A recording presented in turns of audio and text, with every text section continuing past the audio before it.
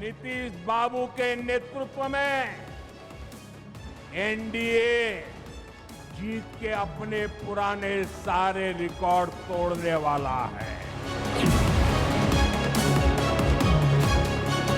बिहार में नीतीश कुमार जी के नेतृत्व में लड़ रहे हैं।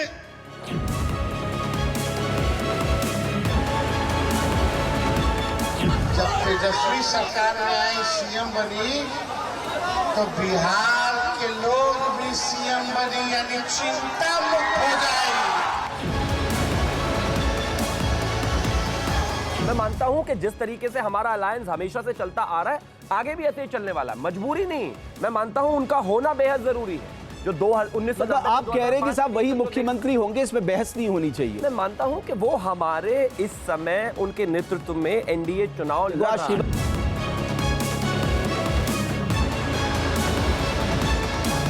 खुद बिहार में अगर आप याद करें तो 2020 में आपने डिक्लेयर किया था, 2015 में डिक्लेयर किया था, लिहाजा बिहार कहीं ले लीजिए तो आप डिक्लेयर करते हैं। जब लॉजिस्टिकली नहीं वो होता तो आप उसको विधायक दल पे डाल देते हैं, ये एक नॉर्मल है।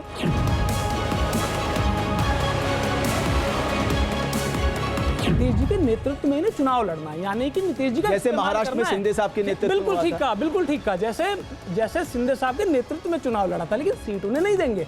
अभी भी मेरा भाई एक बार ये नहीं कह पाए कि भाई हाँ मुख्यमंत्री वही होंगे। जब नेतृत्व में लड़ रहे हैं उसका मतलब इस्तेमाल तो उन्हें करना है, लेकिन जब देने की बारी आएगी तो हो सकता है किसी गुजरात से आगे किसी को बिठा दे भाई। इनका कुछ नहीं पता, ये कर सकते। नमस्कार, आप देख रहे हैं हमारी खास पेशकश चुनावी चौका लिट्टी चोखा। एक और बात जो यहां पर बिहार चुनाव को लेकर खड़ी हो रही है वो ये है कि महागठबंधन ने अपने मुख्यमंत्री पद का चेहरा सबके सामने रख दिया है तेजस्वी यादव के रूप में। और अब यह पूछा जा रहा है कि एनडीए गठबंधन का मुख्यमंत्री का चेहरा कौन होगा। तमाम सवाल हैं और साथ ही साथ वो मुद्दे जो बिहार के जनमानस के लिए जरूरी हैं, उनके विकास के लिए जरूरी है, उन सब पर आज बात करेंगे। हमारे इस खास मंच पे हमने आमंत्रित किया है 4 खास मेहमानों को।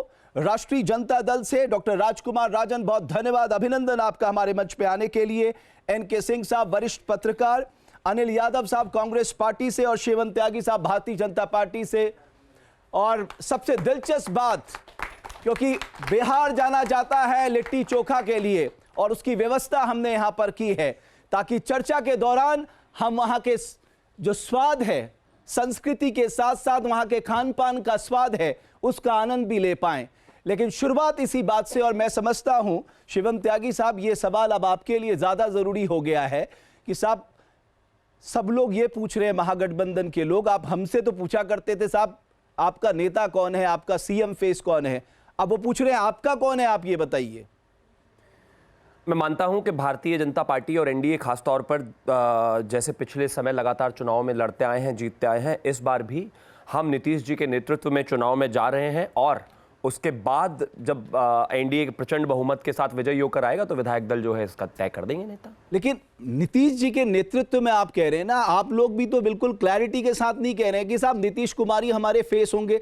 ऐसा क्या हो गया कि आप नीतीश कुमार को सीएम फेस डिक्लेयर नहीं करना चाहते? कल अमित शाह बिहार में थे, कल प्रधानमंत्री बिहार में थे, उन्होंने तक अपनी रैली से नहीं कहा। डिक्लेयर करने का मुझे लगता है इसमें कोई विषय ही नहीं है। जब उनके नेतृत्व में हम चुनाव लड़ रहे हैं तो विषय अपने आप ही खत्म हो जाता है। भाई वो नेता हैं, वो मुख्यमंत्री रहे, पिछली बार जब जेडीयू की कम सीटें थी बावजूद उसके वो तब भी मुख्यमंत्री थे। और भारतीय जनता पार्टी और जेडीयू का तो नीतीश जी तब से मुख्यमंत्री हैं जब उनकी पार्टी के लोग, शरद यादव जी और तमाम लोग उनको नहीं चाहते थे। 2000 में जब उनको पहली बार मुख्यमंत्री बनाया गया था, जब उनको मुख्यमंत्री, भाई ये बताइए आप चाहते हैं या नहीं? शरद यादव चाहते थे, नहीं चाहते तो बात की बात है, वो तो चली गई बात। आप चाहते हैं नहीं कि अगर आप सत्ता में आए तो वही मुख्यमंत्री होंगे, इसको कहने में क्या दिक्कत हो रही है? नहीं तो भाजपा अगर नहीं चाहती तो बनते कैसे पिछली बार भी? तो चाहते थे तभी तो बने, वो तो बात ही खत्म हो जाती है। मतलब आप भी मान रहे हैं नीतीश, आपकी मजबूरी भी, हम डिक्लेयर करें ना करें उनके बिना सरकार बन भी नहीं सकती। ये एक नेचुरल अलाय है। मैं फिर से वही कह रहा हूं, नीतीश जी को अटल जी, आडवाणी जी ने तब समर्थन दिया था जब 2000 में शरद यादव जी और तमाम लोग, जॉर्ज फर्नांडिस जी, उनको मतलब उस तरीके से पसंद नहीं करते थे। भाजपा ने तब मुख्यमंत्री का समर्थन उनको दिया था। वो अलग बात है कि वो उस समय पे बहुमत नहीं पूरा कर पाए थे 2005 में, फिर उसके बाद 2010 में। मैं मानता हूं कि जिस तरीके से हमारा अलायंस हमेशा से चलता आ रहा है, आगे भी ऐसे ही चलने वाला है। मजबूरी नहीं, मैं मानता हूं उनका होना बेहद जरूरी है। जो 1990 मतलब आप कह रहे हैं कि साहब वही मुख्यमंत्री होंगे, इसमें बहस नहीं होनी चाहिए। मैं मानता हूं कि वो हमारे इस समय उनके नेतृत्व में एनडीए चुनाव लड़ रहा है। शिवम भाई भी ये कहने के बच रहे हैं कि वही मुख्यमंत्री होंगे, 3 बार कह चुके हैं उनके नेतृत्व में चुनाव लड़ रहे हैं। शिवम भाई एक बात बताइए, हाँ, आप जब न्यूज नेशन ज्वाइन किए थे तो ऑफर लेटर पे एचआर का साइन था या मालिक का साइन था? मतलब नहीं, मेरी नहीं, नौकरी बच्चे को आप मत, मुख्यमंत्री से तय कर रहे हैं। नहीं, बच्चे मत, प्रोसेस समझा रहा हूं आपको। नहीं, अरे बच्चे मत, बताइए ना। ये तर्क नहीं है। पहली बात तो ये कुतर्क है ब्रदर, नहीं बताएंगे, ये बड़ा कुतर्क है। आप देख रहे हैं आप कैसे बच के निकल लिया। राज्य का मुख्यमंत्री मतलब अपने ऊपर आते कुतर्क। अरे वाह, नहीं बता के तो जाइए। ऐसे ही मैं वही कहना चाह रहा हूं, एचआर के होंगे संभवतः, हाँ, विधायक दल तय करता है मुख्यमंत्री कौन है, लेकिन कौन तय करता है? विधायक दल तय करेगा। अच्छा, मैं आपको एग्जांपल देता हूं। महाराष्ट्र में विधायक दल ने तय किया था, उत्तराखंड में विधायक दल ने तय किया था, राजस्थान में विधायक दल ने तय किया था, मध्य प्रदेश में विधायक दल ने किया था। ठीक है, आप कह रहे हैं, देखिए हम सब, अरे विधायकों के बिना मुख्यमंत्री कैसे बन जाएगा बताइए आप? हम सबसे सीनियर बैठे हैं इनके सिंह साहब, मुझे लगता है सर बहुत अच्छा जवाब देंगे। सर, क्या वाकई विधायक दल तय कर रहा है आजकल मुख्यमंत्री? आप सच बताइएगा। शिवम, यहाँ थोड़ा सा लॉजिकली गलत है। खुद बिहार में अगर आप याद करें तो 2020 में आपने डिक्लेयर किया था, 2015 में डिक्लेयर किया था, लिहाजा बिहार कहीं ले लीजिए तो आप डिक्लेयर करते हैं। जब लॉजिस्टिकली नहीं वो होता तो आप उसको विधायक दल पे डाल देते हैं, ये एक नॉर्मल है। लेकिन मुझे लगता है कि अगर करते तो उसमें मुझे लगता है टैक्टिकल कोई दिक्कत है जिसकी वजह से उन्होंने पूरी बुलंदी से नहीं कहा है। तो 2 चीज़ें, उस पर फ़र्क क्या है? चुनाव लड़ेंगे हम नीतीश के नेतृत्व में, लेकिन डिक्लेयर नहीं करेंगे, ये इसके पीछे। और आपको मैं बताऊं, बीजेपी दबाव में आए ना आए, जेडीयू दबाव में आ गया है। उनके सोशल मीडिया में वो लिखने लग गए 25 से 30 फिर से नीतीश, उन्होंने लिखना शुरू कर दिया। भाई ये भी हो सकता है कि टैक्टिकली उनको ये कहा गया हो कि आप लिखते रहिए, हम नहीं बोलेंगे, लिखते रहिए, हम अपने को बचाएंगे। उसकी वजह है प्रशांत का फैक्टर एक है जिसकी वजह से उनको ये पूरी तरह डिक्लेयर नहीं कर रहे हैं। ये एक टैक्टिकल वो है। भाई आप महागठबंधन से पूछते थे इस बारात का दूल्हा कौन है, उन्होंने बता दिया हमारा दूल्हा ये है करके, लेकिन आप बताने को तैयार नहीं हो। आप कह रहे हो जी नेतृत्व पे चुनाव लड़ रहे हैं। मुझे लगता है कि बहुत शार्प है। नेतृत्व तो प्रधानमंत्री का भी है। शिवम बहुत शार्प है, लेकिन यहाँ मुश्किल ये है कि इसको इनडिफेंसिबल है। इसको क्या गए, पार्टी लाइन से तो आगे जा नहीं सकते, नहीं जा सकते इसलिए। लेकिन सच है कि विधायक, उन्होंने कहा कि आपके अपॉइंटमेंट में एचआर के साइड वो पैरिटी गलत है, यहाँ एचआर का नहीं, क्योंकि तब तो हम यही सवाल करेंगे बीजेपी में एचआर है या नहीं मुझे नहीं पता। वहां तो मालिक उनको सबको पता है। मैं आता हूं। देखिए बड़ी इंटरेस्टिंग बात है, ये बात प्रोसेस की है। मैं फिर से कह रहा हूं आपको, जहां मैं आपको कह रहा हूं एचआर के सिग्नेचर तथ्यात्मकता के साथ वही होगा, भरोसे में ऊपर वालों को भी लिया जाता है, इसमें कहीं कोई दो राय नहीं। अब बात आती है कि कहीं आप नाम डिसाइड कर देते हैं, कहीं आप नाम बता देते हैं, कहीं पर आप नहीं बताते।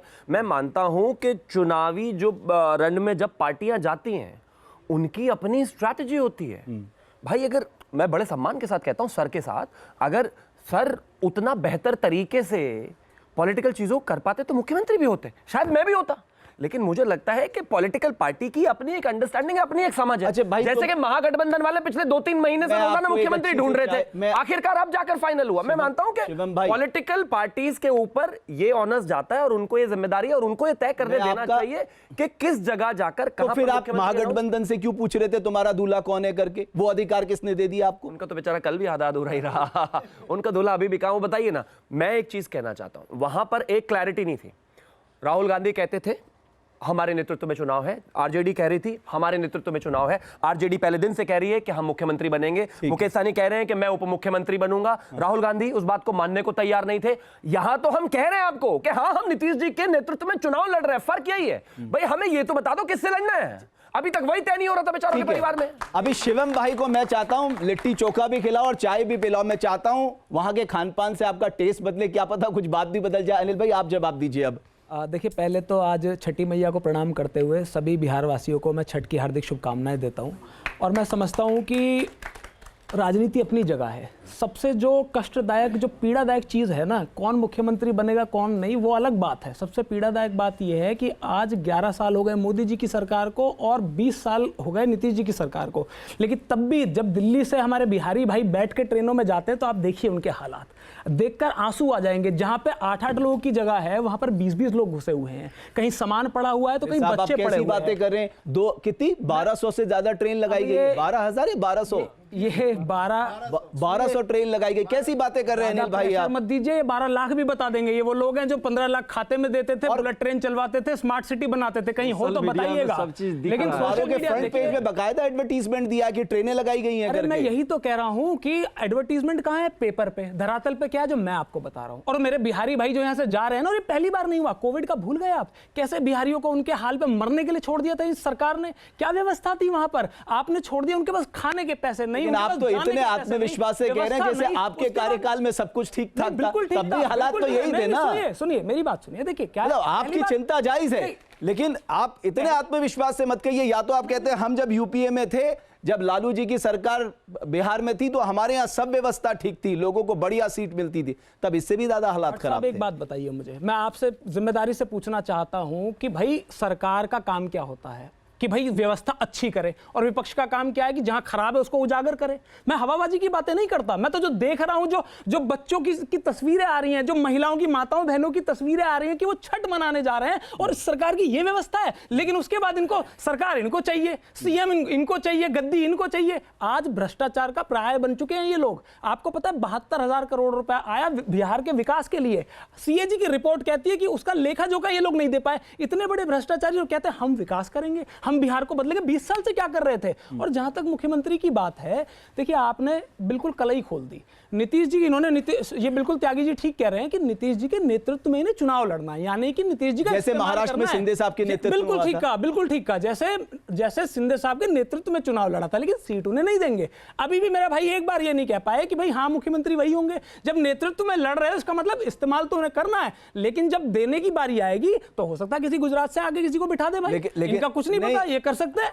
लेकिन आप ऐसा क्यों सोच रहे? बिना नीतीश के सरकार भी नहीं बनेगी, ये भी आप जानते हैं। आप अगर आंकड़ों को अगर गौर से देखें, वो जानते हैं इस बात को। भाई शुभम भाई इस बात को जान रहे हैं। देखिए ये गलतफहमी है नीतीश जी के। आप ये बताइए, आपने क्योंकि हमारी सरकार पर भी सवाल उठाया था। देखिए हमारी 17 महीने की सरकार चली, नीतीश जी जनता के साथ धोखा ना करते तो वो भी इस सरकार का हिस्सा थे। 17 महीने में हमने 5 लाख रोजगार दे दिए। अरे 17 महीने में 5 लाख बच्चों को रोजगार मिल गया, बिहार तक से बहनों को शिक्षा में भर्ती मिल गई, उसको आप जंगल राज बता रहे हैं। बताइए इनके, मैं आपसे भाई साहब सुन लीजिए। देखिए हम लोगों ने तो वो भी तस्वीरें देखी हैं कि मुजफ्फरपुर की जो महिलाओं का आश्रय गृह होता है ना, बेटियों की व्यवस्था के लिए, वो नीतीश जी की सरकार थी, बीजेपी की सरकार थी, जहां पर 40-40 बच्चियों के साथ दुष्कर्म हो रहा था। और दुष्कर्म करने वाला जो पापी था, जो अपराधी था, उसके तार किससे जुड़े हुए थे? जेडीयू की मंत्री से, भाजपा के पूर्व सांसद से। लेकिन उसके एक बात मैं आऊंगा शुभम भाई आपके पास, डॉक्टर राजन को ले लेते, फिर मैं आपको मौका दूंगा। डॉक्टर राजन, कि जंगल राज आपका साथ नहीं छोड़ रहा। भाई जंगल राज से कैसे बाहर निकलेंगे आप? क्योंकि हर चुनावी सभा में जंगल राज, कैसे बाहर निकलेंगे आप? भट्ट साहब, जंगल राज की बात करने से पहले मैं एनडीए के मुख्यमंत्री के चेहरे के संदर्भ में 2 बातें कहना चाहूँगा। बोलिए। बीजेपी जो षड्यंत्र कर रही है जेडीयू के साथ, बिहार की जनता राजनीतिक रूप से बहुत सजग है। वहाँ चौक चौराहे पर जो आप चाय यहाँ का स्टॉल लगवाए हैं, वह चौक चौराहे पर वहाँ स्टॉल लगता है, वो चर्चाएं करते हैं। आखिर कौन सी ऐसी मजबूरी है बीजेपी को कि 2005 में जब चुनाव हुआ, जब एनडीए चुनाव लड़ा सम्मिलित रूप से, तो मुख्यमंत्री का चेहरा नीतीश कुमार के रूप में घोषित हुआ। 2010 में नीतीश कुमार के चेहरे घोषित हुए, 2020 में नीतीश कुमार के चेहरे घोषित हुए, 2025 में नीतीश कुमार के नेतृत्व में चुनाव लड़ा जाएगा, लेकिन मुख्यमंत्री कौन होगा यह संशय है। बिहार की तमाम जनताएं चर्चे कर रहे हैं। यह जो षड्यंत्र है, चुनाव के पीछे छिपे हुए जो षड्यंत्र है कि चुनाव के बाद क्या होगा, वह यह होगा कि नीतीश कुमार एकनाथ शिंदे निकलेंगे महाराष्ट्र के। वह क्यों है यह मैं बताता हूं। स्वयं जेडीयू में 2 भागों में बटा हुआ है। एक अब आप पूछ लीजिए बिहार के किसी संदर्भ में कहीं चौक चौराहे पर वह कहेंगे भुंजा पार्टी चला रहा है, सारे 3 लोगों की पार्टी जो बीजेपी से मिली हुई है, और एक समता पार्टी है जो ओरिजिनल सामाजिक न्याय की बात करने वाले हैं। जो टिकट बंटवारे हुए हैं उस बंटवारे में सोशल जस्टिस, सामाजिक न्याय को पसंद करने वाले व्यक्ति को साइड लाइन किया गया है, और भुज्जा पार्टी वर्चस्व में है, और वह भुज्जा पार्टी मौके के तलाश में है कि जैसे मौका मिलेगा वैसे ही नीतीश कुमार को साइड लाइन कर देगा। लेकिन याद रखिए बिहार की जनता सजग है, ठीक है, वोट के रूप में इनको वोट देकर यह जग जाहिर करेगा, इस षड्यंत्र को उजागर करने वाली है और महागठबंधन की सरकार बनेगी। जैसे आप जंगल राज का माहौल बना रहे हैं ना शुभम भाई, वैसे ये कह रहे हैं कि ये साहब ये महाराष्ट्र रिपीट कर सकते हैं बिहार में, मतलब जेडीयू को भी तोड़फोड़ कर सकते हैं। मतलब जंगल राज पे एक शब्द नहीं निकला इनका, देख रहे हैं कितना डर रहे हैं उससे। नहीं, लेकिन मैं बता देता हूँ, चलिए कोई बात नहीं, मैंने कहा कि पहले मैं ये बोलूंगा उसके बाद जंगल राज पर बोलूंगा। कल बोलेंगे क्या? डिबेट तो 1 घंटा ही चलेगी। महाजंगल राज जो चल रहा है इसके संदर्भ में क्या कहना है? देखिए, चलिए आपके संदर्भ में मैं कह देता हूँ। देखिए, आप अगर सुनिए, जंगल राज की बात करेंगे फिर एनसीआरबी के डाटा पर, हाँ डेटा पर ही आऊंगा मैं, बिना डेटा के क्या जंगल राज को डाटा है उस डाटा पर जाना होगा। डेटा पर ही आऊंगा। 2005 का डाटा और 2019 का डाटा आप देखिए, दोनों का तुलनात्मक अभी तो एनसीआरबी 2023 की रिपोर्ट भी आ गई है। 2023 चलिए ठीक है, मैं कर रिपोर्ट है, मैं कर उसमें देख लीजिए 8663 हत्याएं हो चुकी है और तमाम तरह के बलात्कार। डेटा याद रखना, लेकिन सुनिए मैं बता रहा हूं याद आपको, रखना, अगर कंपैरिजन आप करेंगे, चाहे डकैती की बात हो या दूसरे क्राइम की बात हो, क्राइम नीचे आए हैं, सिर्फ एक रेप केसेस बढ़े 2023 हाथ कंगन को आज थी क्या? हाँ देखिए 2000, अब सुनिए ना, आप तो अरे वो पूरा बना के लाए शुभम भाई, कितनी मेहनत की होगी आंकड़े लिखने में, तो फिर बताइए। एनसीआरबी के रिपोर्ट में अपराध में भारत में दूसरे स्थान पर बिहार है। पहले स्थान में कौन है बताइए आप? 2023 के रिपोर्ट पहले स्थान में कौन है? पहले तो उत्तर प्रदेश है, नहीं राजस्थान है। मैं आपको सही बता रहा हूं, देखो आप सही से नहीं लिख के लाए। आप फैक्ट चेक कीजिए, आप फैक्ट राजस्थान है, मैं फैक्ट चेक करके, राजस्थान भी तो यही है, यही है, राजस्थान में भी तो भाजपा है राजस्थान पर। दूसरे देखो शुभम भाई को याद होगा। नहीं, गलत तत्व है, आप करेक्ट कीजिए, आप अपने मीडिया से मुझसे बोलिए। मैं बताता हूँ, करना इतनी मेहनत क्यों करानी? लेकिन मेहनत नहीं, जो शासक नहीं था, जो शोषक था, उन शोषणों को शोषकों के द्वारा जो प्रताड़ित किया जाता था, लालू जी ने उसको शासक बना दिया। ठीक है, नियम नियंत्रण कानून बनाने वाला बना दिया। जल्दी से शिवम भाई पे सर के पास आऊंगा। देखिए भाई, इन्होंने हत्याएं और तमाम चीजें गिनाई, 2000, 1000, अब मैं गिनवा देता हूँ। 2000 से 2005 तक बिहार में 18,189 हत्याएं हुई थी। 18,000।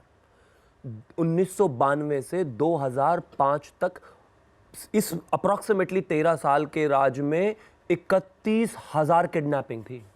ये होता है जंगल राज, एनसीआरबी। अरे कमाल, आप कह रहे डेटा कहाँ है? मैं कह रहा हूँ ना, ये एनसीआरबी का डेटा है। 20 सालों अभी देखिए लड़ रहे हैं जबरदस्त। 70,000 हत्याएं हुई है। देखो यहाँ जंगल राज नहीं चलेगा, यहाँ स्टूडियो में तो एकदम ठीक रहना चाहिए मामला। अब ये स्थिति है। अब आगे आते हैं, विषय बात बिल्कुल ठीक है। ये कह रहे ना, जो शासक नहीं था उसको शासक बना दिया, बिल्कुल ठीक बात है। जो हत्यारा जिसको जेल में होना चाहिए था, उस जैसे साबुद्दीन को उठा के इन्होंने नेता बनाकर उसको पता नहीं क्या उसकी जिंदाबाद कर रहे थे। जाहिर है जिस तरीके जो लोग घरों में घुस घुस कर लोगों को मार रहे थे, जिसने चंदा बाबू के बच्चों को 2 कट्ठा जमीन के लिए घर में घुसकर जला दिया, ऐसे लोगों को नेता बना रहे थे। ये बिल्कुल ठीक बात है, जंगल राज तो होना ही था। और बिहार इस बात को कभी भूल नहीं सकता। 90 से 2005 के बीच में जो स्थितियां मान रही हैं वो इतनी भयावह है। बाकी सब छोड़ दीजिए, मैं तो मीडिया में जो मेरे जितने सारे जानने वाले हैं, मित्र हैं और जो बिहार से आते हैं, वो लोग कहते हैं कि अगर थोड़ा सा भी घर में स्थिति ठीक होती थी, बच्चों को पढ़ाने दिल्ली भेजना पड़ता था, क्योंकि स्थिति इतनी खराब थी, किडनैपिंग हो जाती थी तुरंत। आज बच्चे वहीं पढ़ रहे हैं। बिल्कुल ये डेटा ही तो बता रहा है आपको। देखिए उन्होंने कहा 2000 हत्याएं। एनसीआरबी का डेटा ये थोड़ा बताता बच्चे कहाँ पढ़ रहे हैं, आपको पता है? लेकिन एनसीआरबी का डेटा ये बताता है कि अगर किडनैपिंग नहीं है, अगर किडनैपिंग नहीं है तो व्यवस्था शांत है। एनसीआरबी का डेटा ये बताता है कि अगर आपके गले में चेन है और अगर आप आरजेडी के ऑफिस चले गए तो उसको उतारा नहीं जाएगा। एनसीआरबी का डेटा ये बताता है कि मीसा जी का अगर विवाह हो रहा है और शोरूम में नई 25-30 गाड़ियां खड़ी है, आज अगर विवाह होगा तो वो खड़ी ही रहेंगी। मुख्यमंत्री के परिवार वाले खींच के नहीं ले जाएंगे उनको अपने रिश्तेदारों को ढोने के लिए। ये फर्क है और ये बदलाव है और ये रहना चाहिए। एनके सिंह साहब, ये जो आ रहा हूं मैं, एक मिनट डॉक्टर राजन। एनके सिंह साहब, आपको लग रहा है कि बीजेपी एक सोची समझी रणनीति के तहत हर मन से जंगलात का जिक्र करी, उसका इंपैक्ट है ग्राउंड में? लोग चर्चा कर रहे हैं इस बात की। देखिए, मैक्सिमम इम्पैक्ट तो जो डायरेक्ट डिलीवरी में पैसे ट्रांसफ़र हुए हैं उसका है। जहाँ तक ये जंगल राज है, वो एक हेट सिंबल क्रिएट किया गया है जो कि इफेक्टिव है, इसमें कोई दो राय नहीं, लेकिन वो अपर कास्ट के सेगमेंट में ही इफेक्टिव है। लोअर कास्ट में जो ये कह रहे थे कि सेंस ऑफ एम्पावरमेंट एक वर्ग को लालू यादव ने दिया, इसमें कोई दो राय नहीं है, लेकिन वो झूठी चेतना थी, फॉल्स कॉन्शियसनेस था सेंस ऑफ एम्पावरमेंट का, जो उनको दे दिया। उसका नतीजा क्या हुआ कि अगर बिहार में आप 1960 से आज तक देखें, करीब 65 साल एक भी पॉलिटिकल क्लास ने बिहार का विकास नहीं किया। ये आप लोग के, चूंकि आप लोग बैठे हैं, ये ग्राफ देख रहे हैं, 60 से लगातार नीचे जा रहा है। और इसके बाद आता है, आप ताज्जुब करेंगे कि पर कैपिटा इनकम बिहार की राष्ट्रीय औसत का 1/3 है, 66,000 188 है नेशनल एवरेज, 66,000 ये है बिहार 1/3 है। और वो भी सर, अगर आप ये एवरेज की बात कर रहे हैं, अगर आप हाँ, बिहार के बिल्कुल, 32 डिस्ट्रिक्ट बहुत लेंगे, very तो उससे intelligent। भी नीचे होगा। बिल्कुल। डिस्पैरिटी कितनी है आप वो भी सिर्फ देखना पटना दिलचस्प हटा है। दीजिए, पटना पटना हटा दीजिए, बिल्कुल सही तो कहा। बिहार रसातल में चला गया है। वो नीतीश हो, लालू हो, कांग्रेस हो, ये लगातार हुआ है। अब नीतीश बट सर, का ये जो- गोल्डन अपॉर्चुनिटी तो थी ना, 11 साल आपकी सरकार जबरदस्त केंद्र थी में, साहब, मैं तो 20 अफसोस- साल से नीतीश कुमार थे रमेश- साहब, आप तो चमत्कार कर सकते थे बिहार के रमेश, लिए। मैं बिहार का रहने वाला हूं, उसकी माटी से मैं निकला हूं, दिल्ली आया हूं। अफसोस होता है इनकी पॉलिटिकल क्लास ने किस तरह अपराध किया है बिहार के साथ। ताज्जुब करेंगे आप कि national average school drop out का वही मैं कह रहा था अभी, 5% है, जबकि बिहार में आज भी 25% बच्चे प्राइमरी के बाद नहीं पढ़ते हैं। कितनी बुरी स्थिति होगी पर कैपिटा। और इंडस्ट्रीज का आप देख लीजिए, जीडीपी में उसका कंट्रीब्यूशन बिहार के स्टेट जीडीपी में 1/3 है जो नेशनल एवरेज जीडीपी में है। मतलब कि इंडस्ट्री लगी ही नहीं, अर्बनाइजेशन हुआ ही नहीं। तो किया क्या? फिर कैपिटल फॉर्मेशन कैसे होगा? कैसे होगा? अब नीतीश ने किया क्या, या नीतीश क्या, किसी को भी ले, इस समय चूंकि नीतीश 20 साल से हैं, 15-20 साल से हैं, तो इसलिए नीतीश को लेना पड़ेगा कि भाई हम किसको लेंगे। लालू यादव तो चले गए ना, लालू यादव का एक जमाना चला गया, 20 साल से आप है। तो यहां पे सिर्फ ये देखना होगा कि आखिर वो बच्चे क्यों नहीं पढ़ रहे हैं। आज आपको 10,000 देने क्यों पड़ रहे हैं? 10,000 क्योंकि हमारे घर में जो काम करती है, उसको उसकी माँ से बात किया, उसने कहा कि हमारा अकाउंट में आ गई बा पैसा, 10,000 रुपया आ गई बा। तो वो खुश थी, क्योंकि उसको नहीं मालूम है कि उसके बच्चे पढ़ नहीं रहे हैं। तो आपको डेवलपमेंट दो तरह के होते हैं, एक तो होता है जिसमें एजुकेशन और स्वास्थ्य में दे। बट सर, एक ऐसा, मैं आऊंगा आपके पास, एक ऐसा ट्रेंड भी चल पड़ा है वादे प्रॉमिसेस का, वो ट्रेंड इकोनॉमी के लिहाज से बहुत खतरनाक होने जा रहा है।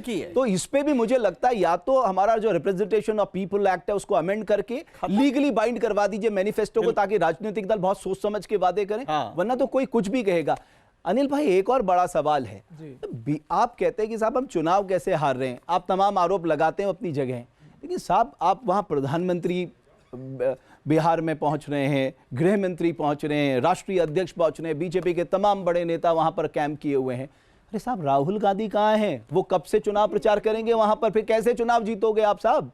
देखिए, मैं समझता हूं कि चुनाव एक दिन में नहीं लड़ा जाता, और इस चुनाव का जो बिगुल था वो राहुल गांधी जी ने उसी समय बजा दिया था जब वोटर अधिकार यात्रा निकली थी। बस बिहार में, सुन तो लीजिए, मेरी बात तो सुन लीजिए। मतलब वोटर अधिकार यात्रा कर ली, आप चुनाव नहीं इतिश्री हो गया? देखिए, नहीं, इतिश्री नहीं हुआ है। आपको ये समझना पड़ेगा कि जब जनता के वोट के साथ भारतीय जनता पार्टी खिलवाड़ कर सकती है, तो उसके बाद किसी भी मुद्दे का कोई महत्व नहीं रह जाता। क्योंकि तो अगर मतलब आप ये कह रहे हैं कि हम मान चुके हैं पहले ही? अनिल भाई, आप कह रहे हैं कि हमने पहले ही मान लिया। मेरे साथी को आपने इतना समय दिया, मैं तो ये कह रहा हूं कि आप मेरी बात सुनिए। वो सबसे महत्वपूर्ण मुद्दा था, बिहार का ही नहीं, देश का सबसे महत्वपूर्ण मुद्दा था। राजनीतिक पार्टी अपनी स्ट्रैटेजी, अपनी पॉलिसी अपने हिसाब से बनाती है। कोई आपके हिसाब से तो नहीं जाएंगे राहुल गांधी चुनाव प्रचार में। जब हमारी समझ होगी, जब हमें लगेगा, तब जाएंगे। लेकिन यहाँ समझ होगी, इतना तो हम भी राजनीति को समझते हैं। हम तो चाहते हैं कि साहब आपके लीडर भी खूब पसीना बहाए। रमेश भाई, हमारे लिए महत्व इस बात का है कि बिहार की जनता को 20 साल में क्या मिला और अब क्या मिलने जा रहा है, हम तो उसकी चर्चा करते हैं। हमारा कौन सा नेता नहीं जाएगा, ये कांग्रेस के लिए इंपॉर्टेंट हो सकता है। क्या मिलने जा रहा है उसकी चर्चा मत कीजिए, क्योंकि वो ज्यादा मुश्किल है जवाब देना इस समय। आप बात ही नहीं समझ रहे हैं भाई, आप, क्योंकि आपने तो भारतीय जनता पार्टी की रणनीति देखी, क्योंकि तोड़फोड़ की बात हो रही थी। ये जेडीयू, लेकिन रमेश ने यह भी पूछा कि आप चीफ मिनिस्टर क्यों नहीं डिक्लेयर कर रहे हैं। ये भी कह सकते हैं कि भाई आपसे क्या मतलब, नहीं करूंगा। नहीं क्यों, वो इसलिए तो पूछा असल में ये क्योंकि- लॉजिकल है, आप कल इसका तक- जवाब दे तो कल अच्छा तक रहेगा। नहीं सर, मैं इसलिए कल भी तक कह रहा हमसे हूं। भी पूछा जा रहा था ना कि आप आपका सोचिए, मुख्यमंत्री चेहरा तेजस्वी कौन है, जब joint तो भाई press आज हमने conference डिक्लेयर होती है, किया है तो क्यों नहीं कर रहे हैं जब ज्वाइंट प्रेस कॉन्फ्रेंस होती है, मैंने उस दिन भी बोला भाई राहुल गांधी का चेहरा कहाँ है भाई? देश का इतना बड़ा चेहरा, विपक्ष का नेता, गठबंधन का सबसे बड़ा पार्टनर, उसकी फोटो नहीं है।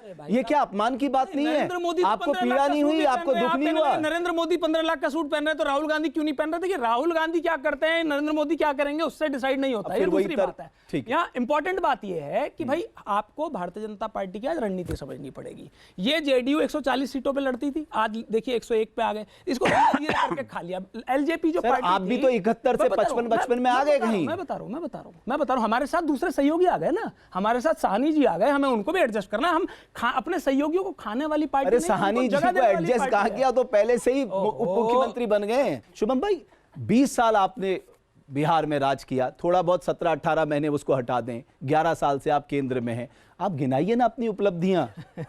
कुछ हो हर जगह से जंगल राज, जंगल राज, जंगल राज, अरे वो चला गया। मैं आपको अभी पूरा 5 मिनट अपनी उपलब्धियां गिनाऊंगा, मेरा वादा है, लेकिन उससे पहले मेरा एक सबमिशन है आपको। प्लीज।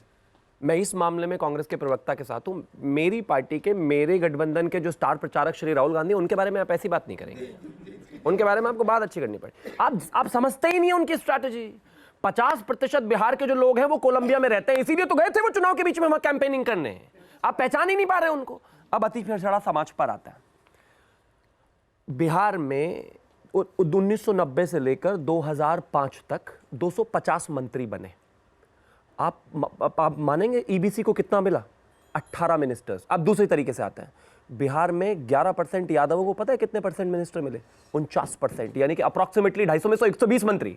ये है इनका विकास। ये कुछ नहीं करते, जातियों के नाम से सिर्फ उनको बढ़ाएंगे, सब कुछ मिलना एक ही जगह है। और अब आगे आ जाते हैं, आपने मुसलमानों की बात कही, मुसलमानों को मोदी से डराएंगे और उनसे सिर्फ दरी बिछवाएंगे, उनको नहीं बनाएंगे उप मुख्यमंत्री, उनको अनाउंस नहीं करेंगे, बाकी सबको कर देंगे। हम तो कहते हैं सबको आना चाहिए। अब आगे आते हैं, हम बिल्कुल कह रहे हैं, आपने एक और चीज कही कि प्रति व्यक्ति आए 66,000 रुपए हो गए, बिल्कुल ठीक बात है, मैं आपकी बात से सहमत हूं। लेकिन जब आप आज क्या हुआ है उसके बारे में बात करते हैं तो पिछला आधार भी बताया कीजिए। आजादी से लेकर 2005 तक बिहार की प्रति व्यक्ति आय 7,900 रुपए थी, आज 66 है। कितने प्रतिशत बढ़ी आप देख लीजिए। अगर देश की इकोनॉमी का साइज क्या हो गया? लेकिन मैं आपको सिर्फ ये, अच्छा कितने प्रतिशत, हाँ, ठीक है, लगा लीजिए, ठीक है, देश की इकोनॉमी में कितने प्रतिशत बढ़ी, कितने प्रतिशत बढ़ी अंदाजा लगा लीजिए। हम 1.6 ट्रिलियन पर 2014 में आए थे, आज हम 3.5 ट्रिलियन पर बैठे हुए, तो जाहिर है कितनी बड़ी। बिहार अगर 11.5% से बढ़ रहा है तो जाहिर है ग्रोथ यहाँ, इसमें कहीं कोई हो रहा ही नहीं है, काम होने की आवश्यकता है। आज भी 1/3 परिवार ऐसे हैं जिनकी मासिक आय 6,000 रुपए से कम है सर। मैं बिल्कुल इस बात को डिनाई नहीं कर रहा हूं, लेकिन मैं सिर्फ आपको और क्यों है मैं बता देता हूं क्यों है। बिकॉज सारे लोग एग्रीकल्चर पे डिपेंडेंट थे, एग्रीकल्चर से इनकम नहीं हो रही है, आपने कोई फूड प्रोसेसिंग प्लांट नहीं लगाया, एग्रो बेस इंडस्ट्री नहीं लगाई, फार्मर्स को उनके जो उनका कॉस्ट ऑफ प्रोडक्शन है उसके ऊपर दाम नहीं दिए गए। किसानों के, सिंह साहब बता देंगे, मैं उनसे पूछूंगा, 2022 तक अगर उनके आय भी दुगनी हो जाती, मुझे लगता पर कैपिटा में थोड़ा उछाल आ जाता, क्योंकि बड़ी आबादी वो भी नहीं हुआ। तो शुभम भाई, आप अगर ये कहेंगे सब राम राज्य हो गया, बहुत अच्छा हो रहा है, तो आप आज मैंने कब कहा? 1990 में भी सबसे पिछड़ा था, 2005 में भी सबसे पिछड़ा है, आज भी सबसे ज्यादा पिछड़ा है, सबसे ज्यादा गरीबी है। इनका विकास का मॉडल एक मिनट, शुभम भाई से बात करने में आ रहा हूं राजन साहब। नहीं कहा, मैं बिल्कुल नहीं कह रहा हूं कि विकास की और आवश्यकता नहीं है, लेकिन हम उस सोच से बाहर निकल कर आए हैं जिस सोच में कह दिया जाता था, अरे सड़कें तो अमीरों के लिए है, तुम सड़कों पर चलकर क्या करोगे। अगर मैं यहां से छपरा जाता था, मुझे खुद याद है कि सिर्फ गोरखपुर से आगे जाने में छपरा तक अप्रोक्सीमेटली 12 घंटे लग जाते थे, आज 4-5 घंटे में आदमी पहुंच जा रहा है। फर्क है। आज अगर जीडीपी 11.5% के हिसाब से बढ़ रही है राज्य की, देश का दूसरा सबसे तेजी से बढ़ने वाला राज्य है, तो विकास है। मैं बिल्कुल नहीं कह रहा हूं कि विकास की और आवश्यकता नहीं है, और हां चीजें बेहतर होने की जरूरत है, लेकिन वो जो मानसिकता है उससे बाहर निकालकर अगर आज बिहार आगे बढ़ रहा है तो वो इसी वजह से बढ़ रहा है। ओके, सिंह साहब फिर आ रहा हूं। डॉक्टर एक मिनट, सिंह साहब प्लीज, मैं आ रहा, बहुत छोटा सा, बस जरा सा कहूंगा, क्योंकि बिहार के आगे बढ़ने की बात हो रही है। इतनी तेजी से बिहार आगे बढ़ रहा है कि पिछले साल 15 दिनों में 9 पुल गिर गए थे। इतनी जल्दी तो पका हुआ आम पेड़ से नहीं टूटता, जितनी जल्दी बिहार में बना हुआ पुल टूट जाता है इनके विकास का। तो ऐसा विकास जो है ये आंकड़ों में दिखाते हैं, धरातल पे ये स्थिति है। आप एक बात बताइए ना भाई, राष्ट्रीय बेरोजगारी दर जो है बिहार की पूरे देश से ज्यादा है, उसके बाद अब उसके बाद 20 साल से ये हैं और 11 साल से मोदी जी हैं। अरे भाई 100 साल चाहिए क्या बिहार के लिए आपको? अब तो आपको खुद ही शर्म से इस्तीफा दे देना चाहिए कि हमसे ना हो पाएगा, दूसरा कोई आए तो करे भाई। अपने खानदान में 4 मुख प्रधानमंत्री चाहिए, हम दे दे 11 साल में। इनको 58 साल तक जेल हाउस में कुछ नहीं है। देश को लूट खाया, सब कुछ बेच दिया। एम्स बनाने वाली पार्टी, इसरो बनाने वाली पार्टी, आप बताइए ना, जो सरकारी संस्थान हमने बनाए अपने राज्य में, आपने तो बेच दिए सब। 11 साल में, जो 70 साल में हमने बनाया, आपने 11 साल में बेच लिया। भैया देखो, ये देश के प्रधानमंत्री और बिहार के मुख्यमंत्री की कुर्सी है, इसको जनता चुनती है। तो ये कांग्रेस के प्रेसिडेंट और कांग्रेस की अध्यक्षता की थोड़ी ना कि गांधी खानदान जिसको कहेगा वही बन जाएगा, ऐसा नहीं होता भैया। यहाँ वोट डलता है और उसके बाद चुनाव होता है। जेपी नड्डा साहब को तो किसने चुना था? अब ऐसी बातें मत करो ना, दोनों तरफ बात होती है। कमाल की बात पता है क्या है? क्या बात आप कहते हैं कि जेपी नड्डा साहब को किसने चुना था? पूरा बाकायदा चुनाव हुआ है। आइए चले मैं दिखाता हूँ। अब आप कहेंगे, मैं कह रहा हूं अभी तक आप राष्ट्रीय अध्यक्ष घोषित नहीं कर पा रहे, ये एक और बड़ी दिक्कत है। खैर मैं उसमें नहीं जाना चाहूंगा। आप कहेंगे आपको क्या लेना देना, हम जब करेंगे आपके हिसाब से करेंगे। अब अगर पर्चा माता जी से होते हुए बेटा जी की तरफ से आना होता तो अब तक कभी का चुनाव हो जाता। 17 करोड़ की पार्टी है भैया, समय तो लगेगा। देखो समय तो लगेगा। सिंह साहब मैं आ रहा हूं। सिंह साहब, ये बात सही है कि नीतीश कुमार ने बदलाव लाए, उन्होंने सुशासन के लिए काम किया, उन्होंने जो महिला बालिका साइकिल योजना, इस तरह के कई प्रोग्राम चलाए।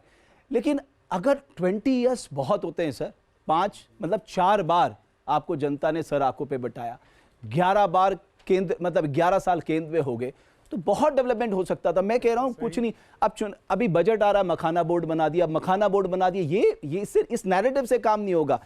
फार्मर्स की इनकम कितनी बढ़ी, फार्मर्स की कॉस्ट ऑफ प्रोडक्शन के ऊपर कितना पैसा उनको मिला, एक्सपोर्ट में उन फार्मर्स का जो मखाना उत्पादन कर रहे हैं उनका कितना परसेंटेज बढ़ा, क्या इस पे चर्चा नहीं होनी चाहिए सर? नहीं, चर्चा इसी पे होनी चाहिए। दरअसल इसके अलावा कोई चर्चा ही नहीं होनी चाहिए, क्योंकि वो जो चर्चा है कि उन्होंने मुख्यमंत्री किसको बनाया, उन्होंने ईबीसी से लिया कि नहीं, उसका कोई मतलब नहीं होता है। आप हकीकत देखिए तो क्या वाकई ड्रॉप आउट कम हुआ है? ड्रॉप आउट अगर कम नहीं हुआ है बल्कि बढ़ा है। पर कैपिटा, जैसे इन्होंने कहा ना, पर कैपिटा इनकम अगर नेशनल एवरेज की 1/3 और घटती जा रही है। ये ग्राफ अगर आप ड्रॉप देखें तो ये लगातार घट रहा है। तो अगर घट रही, इसका मतलब बहबूदी नहीं है।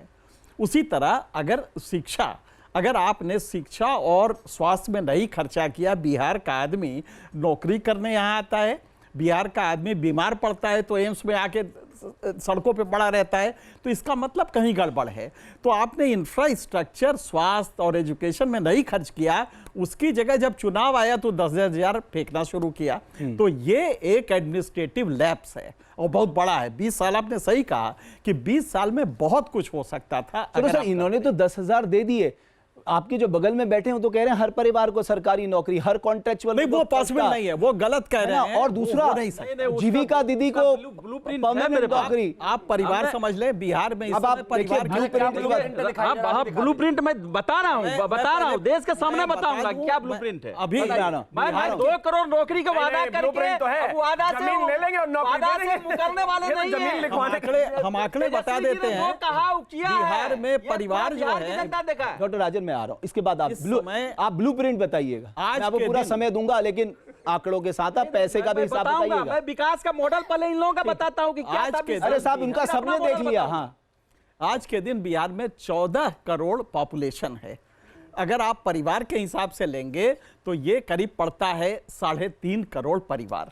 3.5 करोड़ परिवार को आप नहीं चलिए 2 करोड़। बिहार में जानते इस समय नौकरियां कितनी है? टोटल 5.5 लाख सरकारी कर्मचारी हैं। आप 2 करोड़ कहां से दे देंगे?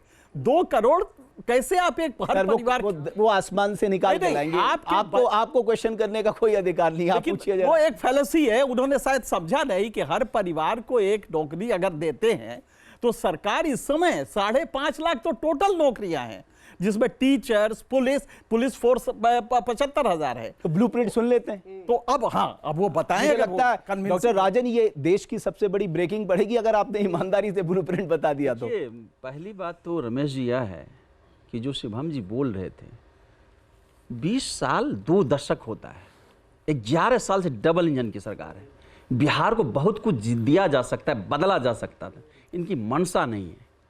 क्या जो नीति आयोग की रिपोर्ट है, उस रिपोर्ट को देखें, माननीय प्रधानमंत्री जी जिसके अध्यक्ष हैं, बिहार सबसे गरीब राज्य है। ये तो Blueprint। नीति आयोग है ना, ब्लूप्रिंट अरे पर मैं आया हूं। पहले सुनिए, प्लानिंग कमीशन के भी प्रधानमंत्री हुआ करते थे, तो कोई नई बात सारी नहीं है। इंपॉर्टेंट चीजें उन पर ये कल ही आएंगे पड़ेगा कि 20 सालों में बिहार को आपने क्या दिया कि सबसे गरीब राज्य बिहार है। प्रति व्यक्ति आय सबसे कम है बिहार में, बेरोजगारी दर सबसे अधिक है। आपका ब्लूप्रिंट कहाँ है? आय है सबसे कम है। अरे एक बार रुकिए ना, दूसरी बात, आपका ब्लूप्रिंट कहाँ है ये बताइए। दूसरी बात, एनसीआरबी की सर, मैं आपका ब्लूप्रिंट जानना चाहता हूँ। तीसरी बात, सर, आपका ब्लूप्रिंट कहाँ है? फाइन सबसे अधिक बिहार का है। अभी ये 20 सालों में इन्होंने पता है, दिया। एनके सिंह साहब की भी जिज्ञासा बढ़ गई है यहाँ पर आपका ब्लूप्रिंट जानने की, हम सबकी जिज्ञासा है। हमारी सरकार, माननीय तेजस्वी जी ने जो वादा किया था वो निभाएंगे। 2020 के चुनाव में, वह हमने 2022-23 में दिया है। बिहार ने देखा है, हमने 10 लाख 5-10 लाख तो समझ में आता है। बोलिए रमेश जी, पहले पूरी बात मेरी सुनिए। 10 लाख नौकरी हमने कहा था दूंगा, हमने 5.5 लाख नौकरी दी, 3.5 लाख नौकरी प्रक्रियाधीन करवाया, ब्लूप्रिंट। और सारा संविदा पर जितने 4.5 लाख थे उसको परमानेंट किया। आपने मान लिया ना इसका ब्लूप्रिंट नहीं है। तीसरी बात समझिए, आपने मान लिया ना। पूरी बात रमेश जी कह के आपने पूरा टाइम ले लिया। अब आप कहेंगे मुझे मौका।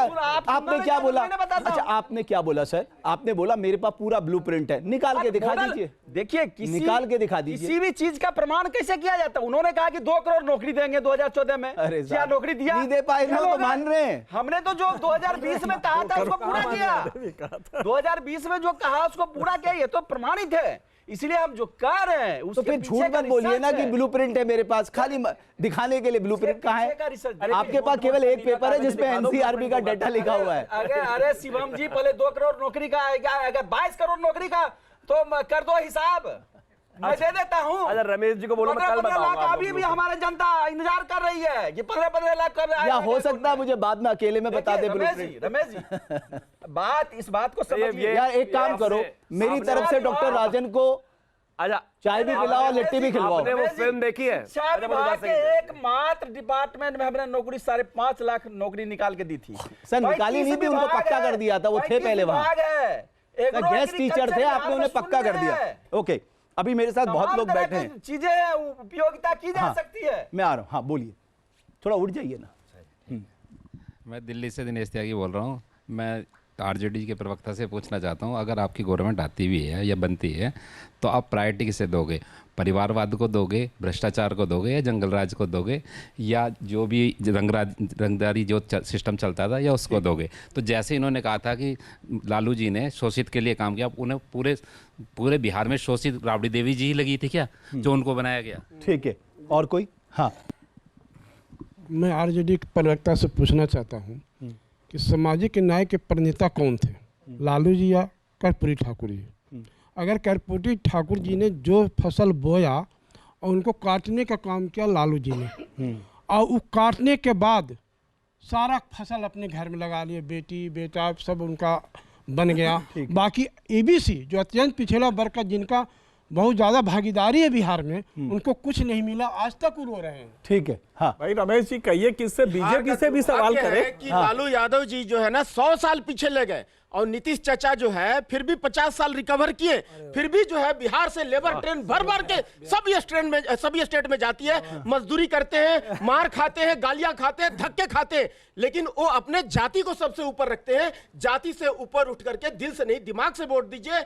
और जो है ये नीतीश चाचा को बीच बीच में जो है कुछ इन लोग जो है मंत्र उंत्र कर देते हैं, इसलिए एक जगह उनको मन नहीं लगता है, कभी वहां भाग जाते हैं, कभी वहां भाग जाते हैं। लेकिन मैं एक बात क्लियर कर देना चाहता हूं कि नीतीश चाचा इस बार सीएम नहीं रहेंगे, उनको प्रेसिडेंट बनाया जाएगा। अरे वाह, अरे बाप रे बाप, सवाल क्या था? सर, मैं आरजेडी के प्रवक्ता के ब्लूप्रिंट और इनके स्वर्णिम युग पे चर्चा करता। इनका स्वर्णिम युग वो था जो राबड़ी देवी 40 सेकंड में से साइन कर पाई थी, उसको हमारे यहाँ का ISF सैल्यूट किया करते थे। और ये लोग गरीबी हालत से आज महाराजा वाला जिंदगी जी रहा है, तो सही में इनका स्वर्णिम युग था, और यही इनका ब्लूप्रिंट है। बिहार का विकास करना इनका ब्लूप्रिंट नहीं है, परिवार का, अपने परिवार का विकास करना ब्लूप्रिंट है, जो 15-20 साल से इनको नहीं मिल रहा है। और ये किस मुख्यमंत्री घोषणा की बात करते हैं? जब मुख्यमंत्री घोषणा आपके हो रहा था तो वहां पे मुकेश सहनी जो उप मुख्यमंत्री पद का दावेदार, वो नाराज था। ठीक है, बैठिए अब आप। बीजेपी से हैं क्या? नहीं बीजेपी से कोई मतलब नहीं है। ठीक है, लेकिन एनके सिंह साहब में आऊं, ये तो तय बताना पड़ेगा ना, आपने इतने सारे वादे किए हैं, है ना, वादे खूब करेंगे लेकिन बताएंगे नहीं कैसे पूरा करेंगे, ये तो नहीं चलेगा ना, पूछना पड़ेगा भाई। रमेश बिल्कुल सही कहा आपने, और ये दोनों से पूछना पड़ेगा। सवाल का जवाब लिए नहीं। अरे आपने ब्लूप्रिंट छिपा के रखा, आप दिखा नहीं रहे। 5 मिनट ले लो। आप समय देना नहीं चाहते। आज डॉक्टर राजन ने ब्लूप्रिंट छिपा दिया है अपना। ब्लूप्रिंट हालांकि रमेश ये सवाल तो जो मैंने वादा किया दिया, वो उसका सबसे बड़ा प्रमाण ठीक यह है, है। बहुत संक्षेप में। रमेश ये सवाल असल में दोनों से होना चाहिए कि आपने जो 10,000 दिए हैं, अभी जो वादे अभी ये 1 करोड़ देने वाले हैं, वो जाके 50,000 करोड़ होता है हर साल, है ना। आप अपनी बजट जो मुश्किल से 3 लाख 17,000 का, सर उसमें भी छोड़ दीजिए, आपकी कमिटेड लाइबिलिटीज ऑलरेडी 62% पार कर चुकी है ना कि आप 45,000 का कैपिटल आउटले है वहां पर। जहां तक इनका सवाल है, इनसे भी ये पूछना पड़ेगा कि जॉब्स देने के लिए प्रोसेस बहुत लंबा है, आप सरकारी नौकरी उनको नहीं दे सकते। तो आपको सर मैं आपकी बात से सहमत नहीं हूं, 20 महीने में अगर सरकार बन गई 20 महीने में नौकरियां मिलेंगी हर एक परिवार को। कहा था वादा निर्वाह और वो ब्लूप्रिंट छिपा के रखा है डॉक्टर राजन ने। ब्लूप्रिंट है। सुबह जी आप जवाब ताकि हम कॉपी ना कर ले। कॉपी तो कर रहे हैं आप, जो हम कह रहे हैं उसका कॉपी तो कर रहे हैं आप। पीछे दौड़े तेजस्वी जो मार्गदर्शन कर रहे हैं, जो हम कह रहे हैं कि वादा कर रहे हैं, देखो तेजस्वी मार्गदर्शन कर रहे हैं और आप उसकी कॉपी कर रहे हैं। देखिए अगर उनकी कॉपी करते तो 20 साल से विपक्ष में हम होते। हमने कहा कि युवा आयोग बनाएंगे, युवा आयोग बना दिए। हमने कहा महिला मान सम्मान योजना देंगे, वो 10,000 रुपया देना शुरू कर दिया। आप 10,000 के खिलाफ है देने के? नहीं खिलाफ नहीं हूं, हाँ। लेकिन यह 20 साल के बाद अचानक चुनाव के समय ठीक है, अब शुभम भाई को जवाब देने दीजिए, बोलिए। देखिए मैं एक ही चीज़ कहना चाहता हूँ, जहाँ तक महिलाओं के विषय में एक बात है, इस चीज़ में इस देश में समझना चाहिए कि महिलाएं और पुरुष इस देश को बढ़ाने के लिए बराबर के हकदार हैं। और इस देश में कहीं ना कहीं महिलाओं को लेकर जिस तरीके से चीज़ें पीछे रही हैं, चाहे वो बिहार हो, एनडीए उसको लेकर बहुत कमिटेड रहा हो, चाहे पंचायती राज में महिलाओं को सीधा 50% का आरक्षण हो, उनको रिप्रेजेंटेशन हो, और चाहे उनको आर्थिक तौर पर मजबूती 73, 74 बिल्कुल है, लेकिन कॉन्स्टिट्यूशनल अमेंडमेंट कौन रहा है? बिल्कुल, लेकिन हम भी तो कह रहे हैं, बिहार में तो हमने ही दिया ना, पंचायती राज में 50% तो हम ही लेकर आए। सरकार महिला आरक्षण लागू कर देते हैं ना पूरे देश। जब से ब्लूप्रिंट मांगा जा रहा था तो बोल नहीं रहे थे, अब लगातार बोल रहे हैं बीच में। महिला आरक्षण लागू कर देते हैं। अब एक और चीज आ गई, बनाते तो किसी भी विषय में अगर महिलाओं को कोई भी आर्थिक मदद होती है तो वो होनी चाहिए, और मैं कहता हूं उसको तो आदमी को किसी भी स्तर पर ले जाकर चैलेंज नहीं करना चाहिए। जहां तक अगर हम खासतौर पर बात करें मध्य प्रदेश में, वहां भी हम दे रहे हैं, अगर खासतौर पर हम बात करें इसके अलावा महाराष्ट्र में, वहां पर भी हम दे रहे हैं, और इसमें कहीं भी किसी को पीछे नहीं रहना चाहिए। अभी ये रेवड़ी कल्चर नहीं है ना, मैं मानता हूं, मैं पूछ रहा हूं महिलाओं को, ये रेवड़ी कल्चर नहीं है ना शुभम भाई। अब ये एक के साथ एक बॉटल शराब थोड़ी ना बिक रही है, मतलब है फिर वही भाई बात, अरे कमाल बात हो गई। तो क्या वो किसी को शराब नहीं बिक रही? अगर कोई बेटी अगर उसको 10,000 रुपए मिलती हैं और वो अपना कारोबार करती है, आगे बढ़ती है, बेहतर है, होना चाहिए, क्योंकि कहीं ना कहीं उनको जो अवसर मिलना चाहिए वो बहुत जरूरी है। मतलब 20 साल के बाद कुछ महीने जब चुनाव के बचे थे, तब आपको महिला की याद आई, अरे यार इनका रोजगार शुरू हो सकता है, इन्हें 10,000 रुपए दे देते हैं। 2006 में 50% आरक्षण दिया था, तो कैसे दिया था? 2025 में थोड़ी ना दिया, 20 साल आरक्षण। हाँ, लेकिन एक स्तर जरूर हो सकता है, तो जाहिर है वो तो असर है भाई, उसका फर्क पड़ेगा। मैं छोटा सा जवाब देता हूं, बहुत लंबा इंतजार किया है। एक मिनट यार, डूबा जा रहा है, अभी आपके सहयोगी हैं। देखिए मैं समझता हूं कि भाई भारतीय जनता पार्टी से जब आप विकास की बात पूछ रहे हैं तो आप खुद ही गलत कर रहे हैं भाई। वो विकास कैसे करेंगे जिसका उप मुख्यमंत्री एकमात्र पूरे देश में और दुनिया में ऐसा है कि भाई 10वीं पास करने का उनका पता नहीं है, बिना 10वीं पास करे उसने डिग्री हासिल कर ली। तो राजनीति में कहां है एजुकेशन करिए ना, अरे एक्सेप्ट, तो झूठ बोलना चाहिए जनता से, ये बताइए। माने कि हमारे उप मुख्यमंत्री ने गलती करी है, जनता को फरेब किया है, झूठ बोला है, माने, हम तो चुप हो जाएंगे, हम तो नहीं कह रहे डिग्री की जरूरत है। लेकिन जब आप जनता से बात छुपाते हैं, जनता को मूर्ख बनाते हैं, उनको झूठ बोलते हैं, तब तो पाप लगेगा भाई उसका। तो जब जैसा उप मुख्यमंत्री होगा वैसे ही काम होंगे। और जब हम लोगों ने, हमारी सरकार आई थी, जब हम लोग 10 लाख नौकरी की बात करते थे, तो नीतीश जी पता है हमें क्या कहते थे? कहते अपने बाप के घर से देगा क्या? देकर दिखाया ना 5 लाख नौकरियां। और दूसरी बात यह है कि भाई आज अच्छा देकर दिखाया, तो ऐसे कहते हो बजट में जितना रूम था वो नीतीश कुमार ने डेवलप किया था ना। नहीं, मौका तो वही नीतीश कुमार ने कह रहे थे कि अपने बाप घर चलाएगा। आज अगर नीतीश कुमार ने चाहा तभी तो दे पाए ना। राजनीति में परिवारवाद की बात होगी, लेकिन कोई अपनी बहू को टिकट दे रहा है, कोई अपनी समधन को टिकट दे रहा है, कोई अपने भांजे को टिकट दे रहा है, इसकी चर्चा कोई नहीं करेगा। जंगल राज की बात होगी, लेकिन अनंत सिंह, धूमल सिंह, हुलास पांडे, अमरेंद्र पांडे, आनंद मोहन के बेटे को टिकट मिल रहा है, इस पे कोई बात नहीं करे। बिल्कुल सही कहा। तो ये बड़ी दिक्कत है कि अगर राजनीति में अगर आप परिवारवाद को वो केवल सेलेक्टिव नहीं हो सकता, और क्रिमिनलाइजेशन ऑफ पॉलिटिक्स में भी सेलेक्टिव अप्रोच नहीं हो सकती है, क्योंकि ऐसे लोग देश के लोकतंत्र को कमजोर करते हैं। और मैं हमेशा कहता हूं, लॉ ब्रेकर्स लॉ मेकर्स बनेंगे तो ये देश कमजोर ही होगा। सर, आप चारों का मैं बहुत अभिनंदन और बहुत धन्यवाद करता हूं। सिंह साहब, आप बेहतर जवाब दे सकते हैं। एक ही जवाब है कि जय शाह ने कितना क्रिकेट खेला है मुझे नहीं मालूम। राजीव शुक्ला तो 100 सेंचुरी लगा चुके हैं। राजीव शुक्ला ने, तो हम कहाँ कह रहे हैं, लेकिन अगर इस समय सेंचुरी लगाई है, जय शाह अगर अशोक वहाँ गहलोत के है, बेटे ने भी 100 सेंचुरी लगाई है। तो ये तो इस देश की प्रॉब्लम है। आपने शुभम भाई को फंसा दिया, आपने फंसा दिया शुभम भाई को। वो क्या बताना चाह रहे थे और कहाँ फंस गए। बहरहाल चलिए, मेरे पास सब है, नहीं अभी ठीक है। अरे शुभम भाई, आप जीत गए, बात ही खत्म हो गई, का विषय नहीं है। चलिए, जहां जैसा का नाम लिया जा रहा है, एक लिट्टी मेरी तरफ से और खिलाओ, एक लिट्टी मेरी तरफ से और खिलाओ शुभम भाई को। आप चारों का बहुत बहुत धन्यवाद, और चाय भी पिलाओ साथ साथ। आप सबका भी बहुत बहुत धन्यवाद हमारी चर्चा में शामिल होने के लिए। जैसे जैसे मतदान के दिन नजदीक आएंगे, इस तरह की चर्चाएं बढ़ेंगी, लेकिन बिहार को जिन मुद्दों पे चर्चा करनी है, उसमें पलायन है, उसमें रोजगार है, उसमें गरीबी है, और बिहार में प्राइवेट इन्वेस्टमेंट कैसे आएगा, अगर अपनी इकोनॉमी को आगे बढ़ाना है, वहां कैपिटल फॉर्मेशन कैसे होगा, इस पे चर्चा करना जरूरी है। और हम चाहते हैं इन्हीं मुद्दों पे चर्चा सीमित रहे। बहुत धन्यवाद हमारी चर्चा को देखने के लिए।